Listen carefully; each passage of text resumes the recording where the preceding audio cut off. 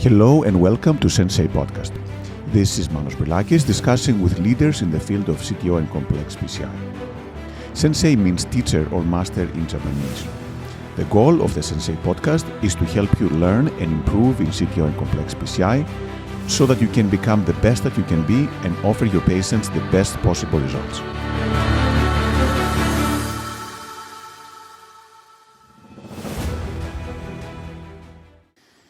Hello everyone and welcome to Sensei Podcast. It is my great pleasure to introduce Dr. Stephane Rinfret, who is now in Atlanta, a professor of medicine at Emory University, one of the founders of CTO PCI, running an amazing course, ML-CTO in France, and writing his own book, and one of the people who has taught innumerable people all over the world. So Stephane, again, thanks so much for being with us this morning.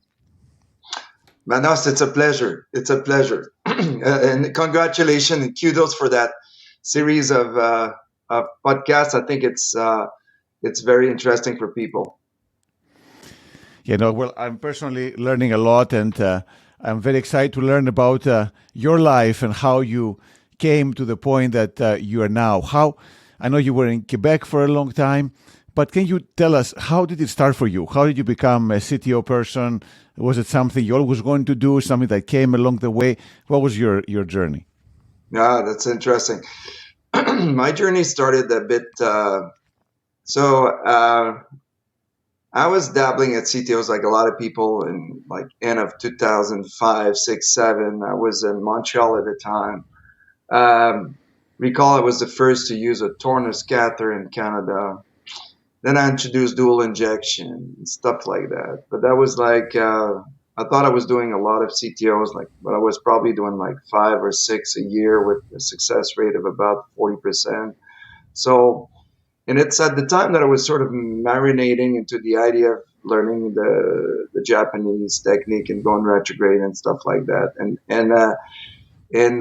it's when I moved to Quebec City in 2008 that I really had the idea to bring CTO PCI to Quebec City, which was a big institution doing a lot of ACS, but they not tackling as much the very complex patients.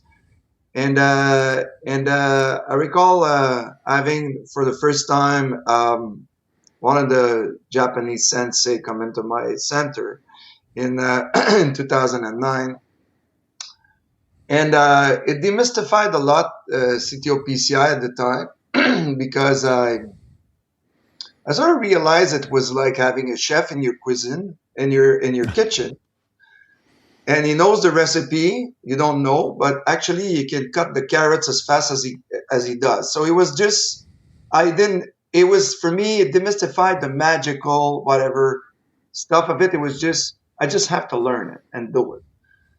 And then afterward, I thought that because I had the Japanese for one day, I thought it was good to go and do my first CTO PCI. And what happened is that I got a call to go and see Bill Lombardi for some training where Chris Buller and myself would be there. I said, no, thank you. I had the Japanese with me, and I just don't need to go and see this Bill Lombardi because I think I'm fine. And then during the same week, I tried to retrograde, and I failed miserably. And I took the call back and called the company and said, you know that Lombardi guy, can I go back? Can I go?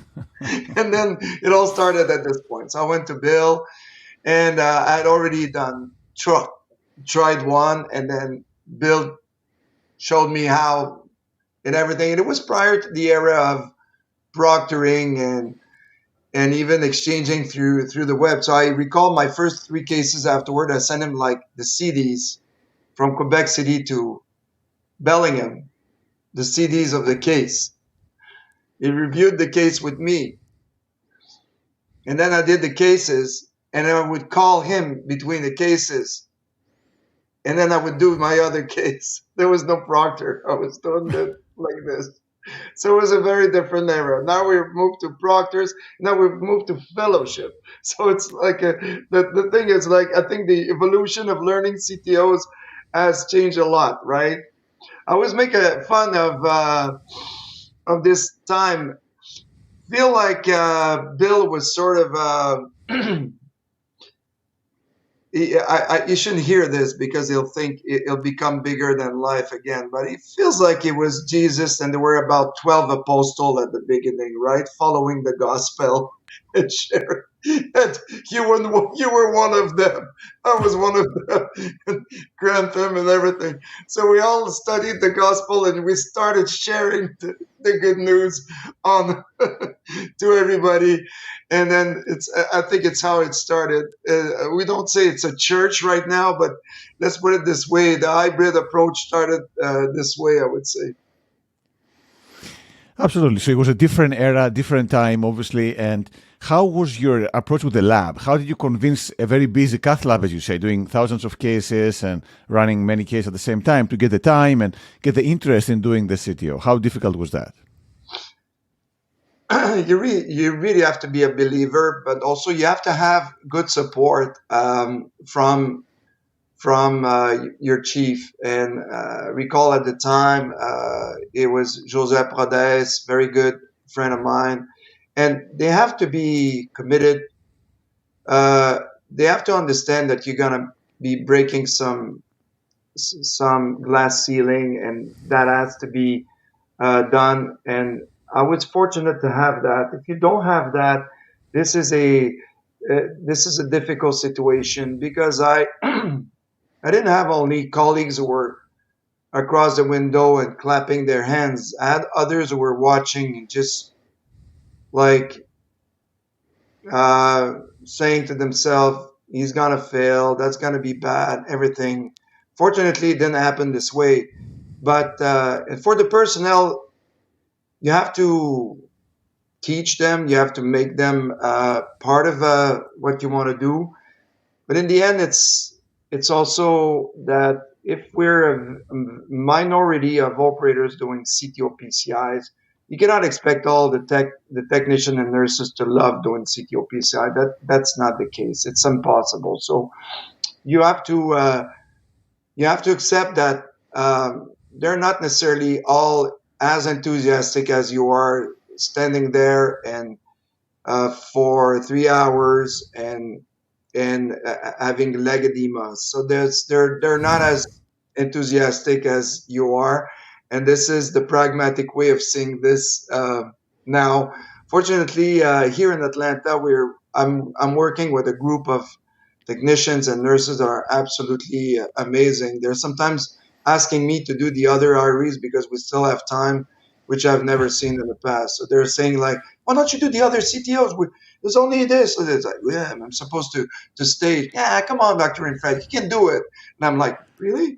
And so it's good. It's a good environment when you have like people like that. And I wish everybody could have a good crew as the one that I have right now in Atlanta. So did you teach them? Did you how did that work? Did you do lessons for them? Did you sit down with them? How did they get to learn? Yeah, it's great. I mean, nowadays in the U.S., you have a lot of travelers going everywhere, right? And it's not only negative. They've worked with the best. They've worked with the not so best as well, so they know who's doing a bit different and committed to doing different. And some of them are extremely knowledgeable about equipment and everything. And once they join those type of procedure, they're very in their best.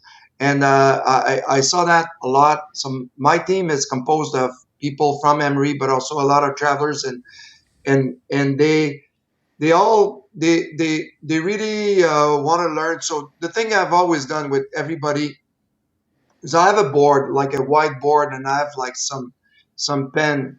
And before every case, I go to the board. Once we do the timeout, so the US type of timeout when everything is said but the important stuff, right? Like the risk of fire and the risk of this, but you have to ask, is he on dual antiplatelet therapy? Yeah. So anyway, you hear about creatinine at least, so that's good. But then after I take the time to go to that board and make a sketch of the case and explain what's going to happen and how we're going to do it and what is going to be what are going to be the challenges. So this is what I do with them. They enjoy it, so they ask the questions at this point, and so they're more in the game. So when they change during the case, they can go back to that board and say, he's been doing this. That's the right we're doing right there, and da da da. So that's a bit more pictorial for them than only the fluoro and what you're doing. So that has been very fruitful for me over the 13 years doing this. I did that when I was in McGill, did that when I was in Quebec, and I really thought that it engages them in a different way during your case, basically. And Stephane, what have you found the most difficult thing to learn from the early days to now? Is it the microcatheter, the wire, the retrograde? What was the most difficult thing to grasp, to learn? It's learning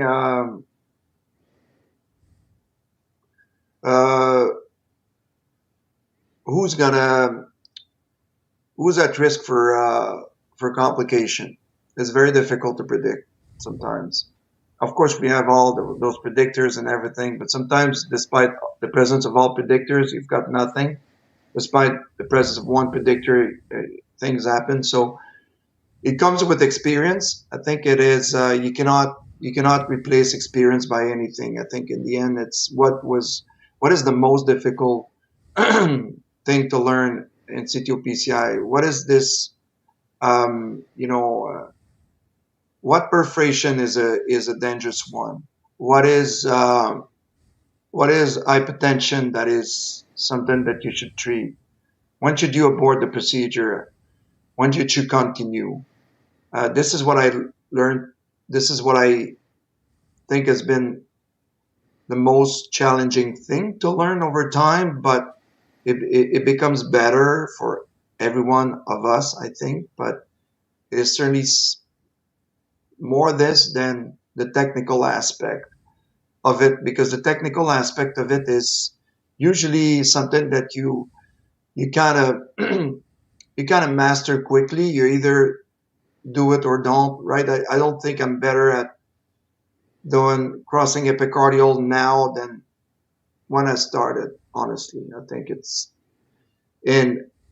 more that I decide not to. So this is a different mindset, right? This is realizing that despite the fact that you can do, the question is, should you do if you have another option? And this is something that it comes embedded into your genes, right? You always have this prospective risk assessment throughout the case where you want to make sure that you're not exposing the patient to some risk or whatever. I don't know. That's for me. And then, from the difficult, as you say, this is unpredictable, and even the best in the world will get complications and failures. How do you deal with those? Do you get depressed? Do you get disappointed? I mean, how do you deal with complications and failures? Failures leads to frustration more than anything, right? You're just, as long as there's no real complication, you're frustrated because you can't achieve the benefit you wanted to achieve for the patient. Complication is a bit different. It depends if it's going to have a long-term impact on the patient or not. I think if it's transient and you can get the patient out of it, and in the end the artery is open, it's easier to manage. Of course, the worst of the worst are the unexpected bleeding and the lethal one. We've all gone through. It's always difficult. Usually they happen in the sickest patient, and it's more into the chip area than the CTO. You get these patients who have like horrible LVs and everything, and despite getting them out of the lab, sometimes die anyway. And so I think if we all realize that this no option patient chip is we're dealing with a population that is very very high risk, and they don't necessarily die in the lab, but they die of other complications. And sometimes you're asking yourself if it's futile what you're doing. You're gonna still do it because in the end you want to give that patient a chance. And but I think it's where we get most of our hits these days, much more than doing elective CTO PCI, because I think over the years it's become quite much more safe, I would say, right? So yeah, it's what I think it's mostly the challenges. And are there any cases that have stayed with you to this day that have really, after done thousands of cases, obviously, but are there any cases that have really been instructive or memorable in some way? Oh yeah. When I first got to McGill, it was the first time I would get Impella, and when you save a life because you have an Impella, not because it's just because it's available, makes it just makes a big difference in your mind, and you just don't want to go back in a situation where you just cannot do it because you know that this patient would have been echoed blue and not done well. So being able to rescue hypotension with an Impella during the case and being able to complete and having it like safely done, despite being inserted urgently, has been like something like that was the biggest change in my career. Then I said like it opened up a huge. It became like if I think if you have to choose between having surgery on site or having Impella and and ECMO on site, I would choose ECMO and Impella on site. This is clearly what's necessary to protect our patient when the unexpected happened. And really, for me, was a big eye opener when, especially when you deal with these very very complex cases and everything. Having those tools is extremely helpful. You can save lots of lives. And then, when it comes to teaching, I know you teach many people both locally in Atlanta, but also around the world in the meetings, proctoring, etc. How do you select your fellows? Do you have any criteria, personality, skill? How do you decide who is a good one for becoming a CTO, chip operator? Yeah, it's a good question. I think in the end you want to see the strong will of the individual to learn the space. As we said, we're in a different era, right? The ones who being proctored on site, who've been doing 10 years of regular angioplasties and converting them to CT operators is over. I think it's not anymore.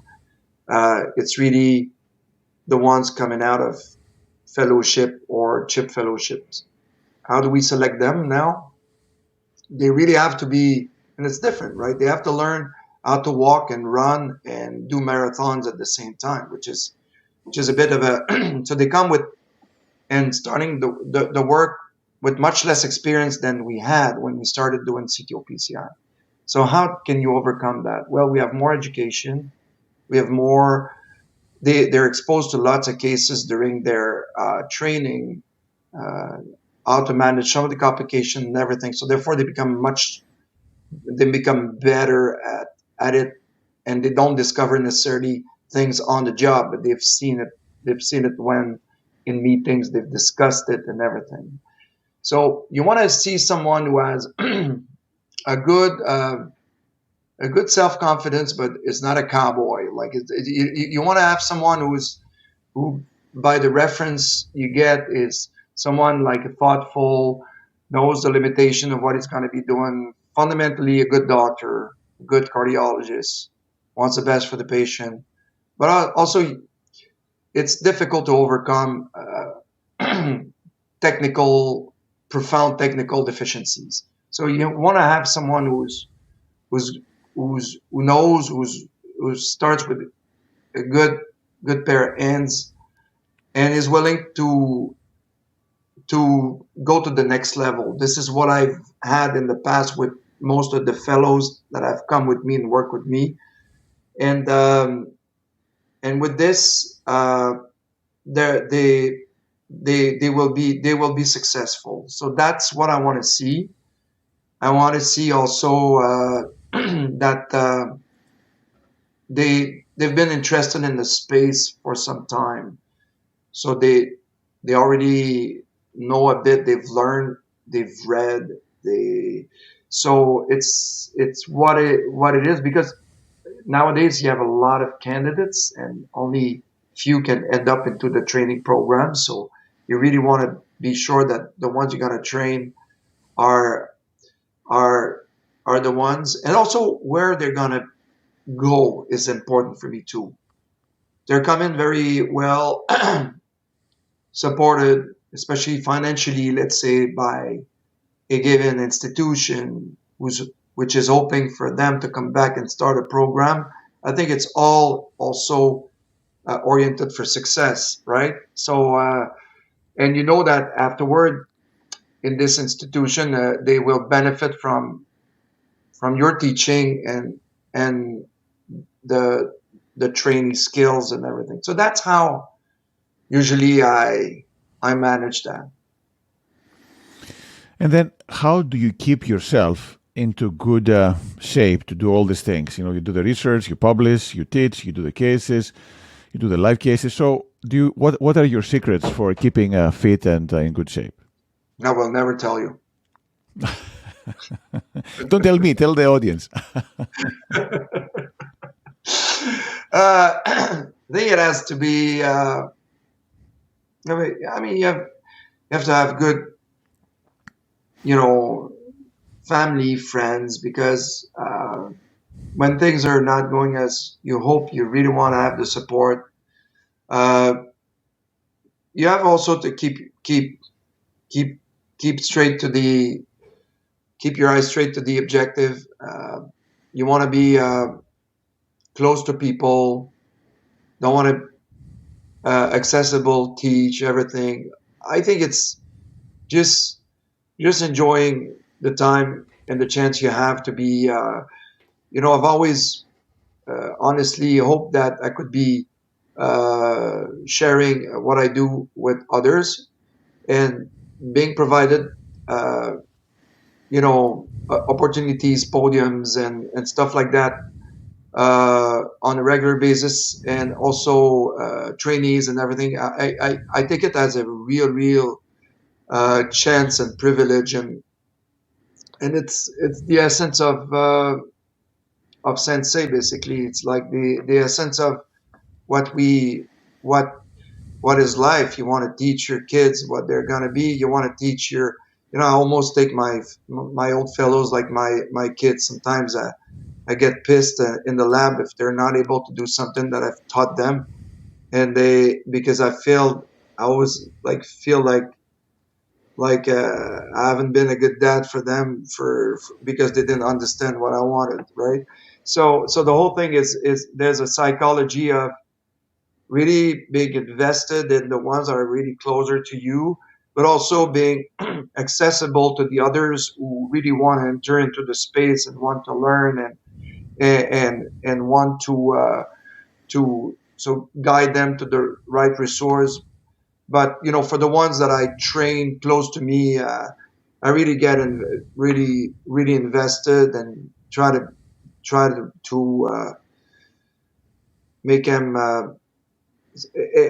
make them successful. And I think what keeps me happy in this is the return that they give you, the appreciation of what they give you, and what you build over time as a relationship of a mentor mentee is is unique, and I think it's something that is extremely valuable.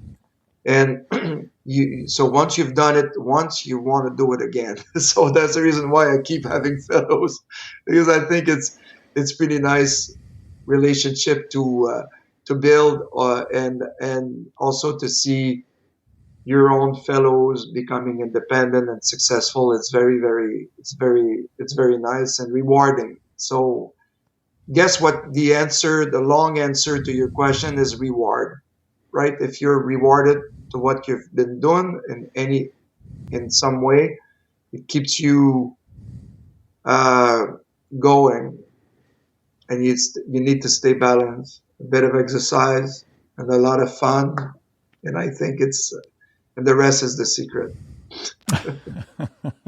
Well, that's good to demystify the secret a little bit. But Yeah. also, it's not just the teaching of the fellows, you've done a phenomenal work, but you're one of the few people in the CTO world, who publishes a lot and a lot of papers have been fundamental on the retrograde approach and otherwise. So how did you have this inclination, which is not common, as you know, in our circle? So what drives you to publish and to write and to have the book and have the articles? Because I want to be with you. I want to be like you. It's because, yeah, I admire people who have the. I've always admired the full academic spectrum of when you have the chance to be an expert that you want to share it in multiple ways. That's the only, and I think the scientific scene is something that some people have the capacity to contribute. I've always worked in academic institution where I could actually, and you know what, I come from a background where I have a master in epidemiology, and I was really interested in research for all those years, and and when I could join my research career to my clinical career around 2010, it then became really focused on CTO. And in the end, it was mostly trying to answer simpler questions through experience, database, and obviously your contribution has been huge, and now it's great for me to be part of progress. I think I became the uh, probably the most common reviewer of progress papers early in my career. Now I cannot review any progress paper anymore. I'm among the You must be investigators. relieved. So and I think it's yeah. I mean, it's something that you want to know. You want to bring the scientific contribution to the field, and also it's not always sometimes. A scientific with piece with an hypothesis and an answer. Sometimes just cookbooks, right? That you want to, because the way to learn will vary from individuals to individuals. I have like people come into me and said like, I read your book from top to bottom. I couldn't believe that someone could do this, and they said. They said I read everything, and then they show me, and it's all underlined and everything. I'm like, wow. And but that's what they did in order to, after, come to courses, come to CTO Summit, come to MLCTO, and then afterward have proctors and everything. That's how some people do it. So you know that. So it's their entry to the knowledge, right? And whatever it is, could be watching videos on YouTube, watching, being at meetings. But I think good old books is still something that um, humans like to use to gain knowledge, right? Absolutely. And speaking of books, what is your favorite book and your favorite movie? My favorite book. Ah, my favorite book already is. Let me just turn here so I can say something that will be. Uh,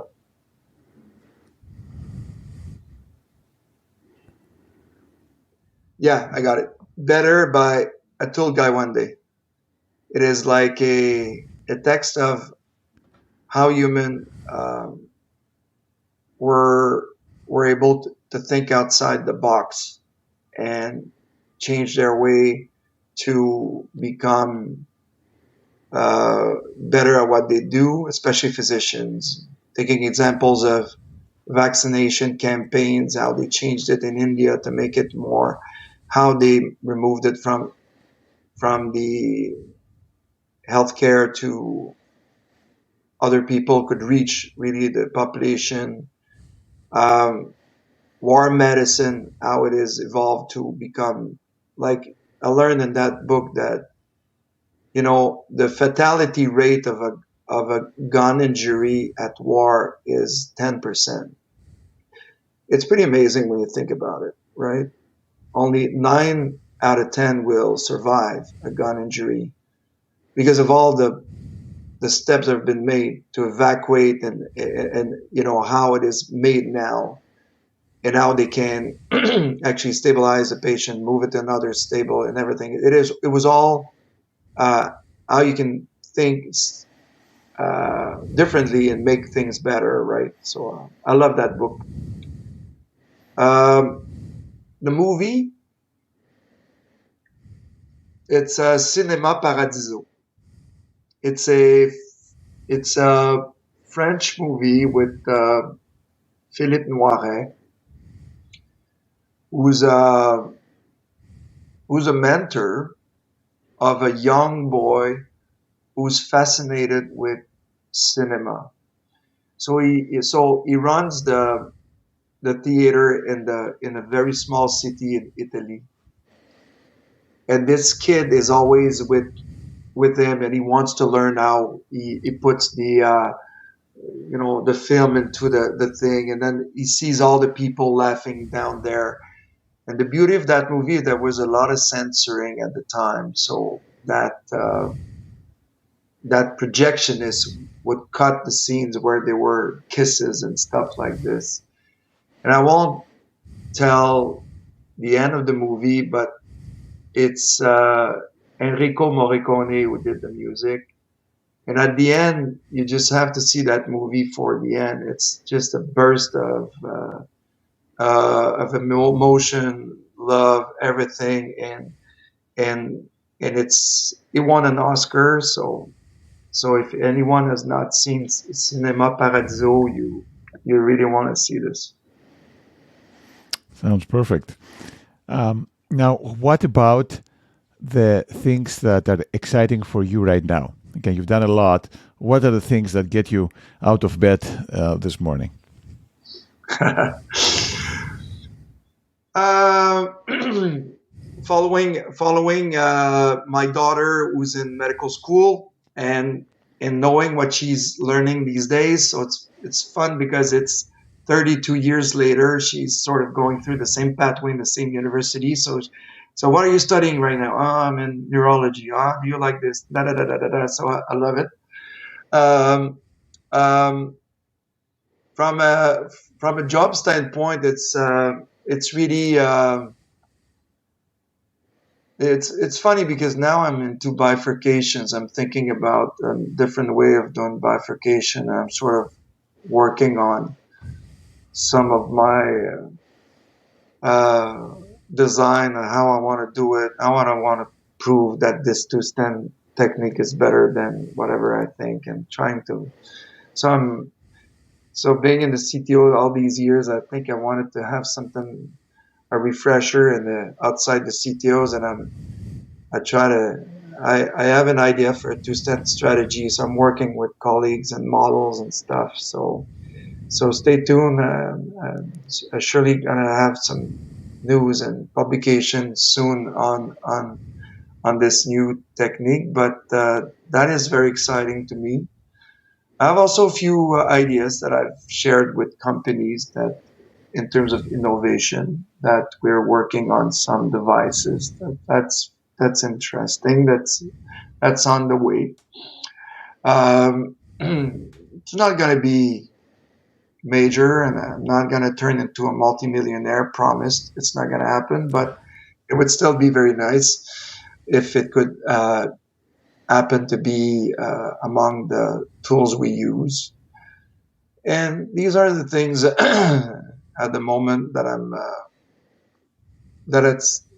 that are quite fun.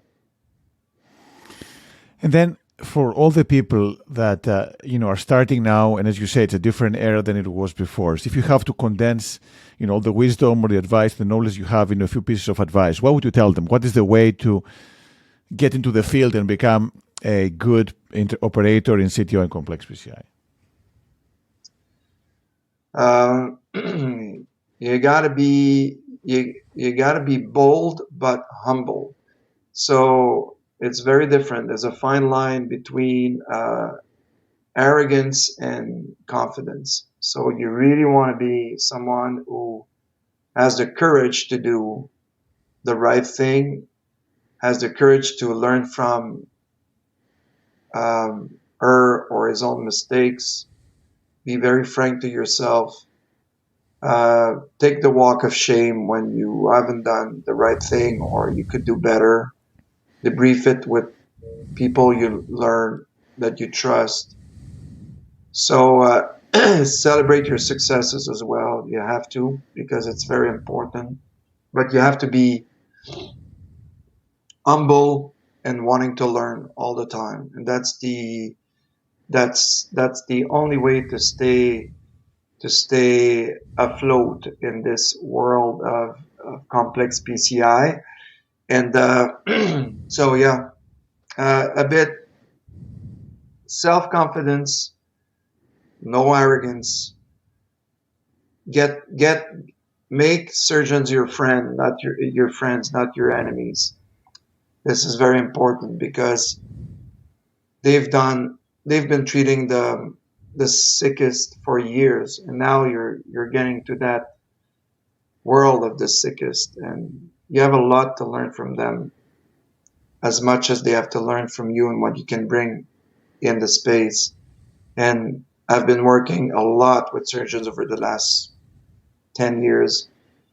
They've become my friends, and and I really think that it's very important for a young operator to seize that opportunity to become helpful for them as they are helpful for you as well, to help the patient, basically. Wonderful. Well, Stephane, again, thanks so much for taking the time. Amazing advice, I think, for all of us and for people who are starting especially. Thank you for everything you've done, and excited to keep on working with you down the line. I volunteer myself to, the problem is that I don't know if we need a sensei with you. So I volunteer myself to take the microphone and do your sensei. I don't know if anybody has volunteered that, but I would love to. You have to take my seat, and I would take your seat, and I would like to hear the same story coming from you as well. That's scary. Let me put a little preparation for that. But how about this? I think, there's a few more people to do. So at the very, very end, we may get there. So we'll take it from there. Thanks again. Thanks again, Stephane. Have a great day, Manos. Bye-bye.